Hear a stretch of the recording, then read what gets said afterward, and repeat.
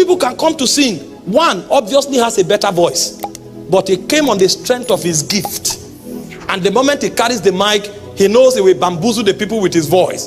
In fact, a song that doesn't need to be inverted, he will invert it. I have a very big God who is always by my side. A very big God by my side, by my side. He will come and say, I have a very big God.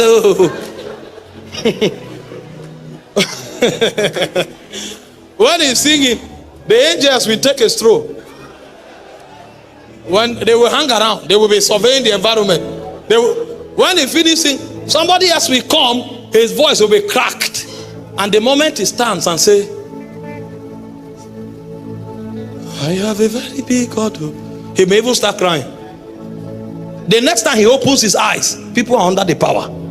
People are weeping, not because he sang a different song. The fear, the honor in his heart has caused spiritual things to begin to appear.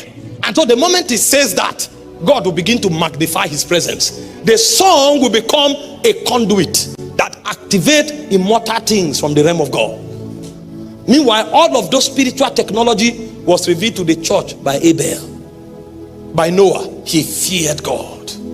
Our generation doesn't have the fear of God anymore. People come to give money on the altar because the money is in an envelope. They come and then they pocket their hands. They gave the biggest. You don't give the best because your money is bigger. You gave the best because of your heart posture. Because where you are going, they don't count currency. They count heart. That's why Jesus said the woman, the widow, gave the best. 2 mites, she gave the best.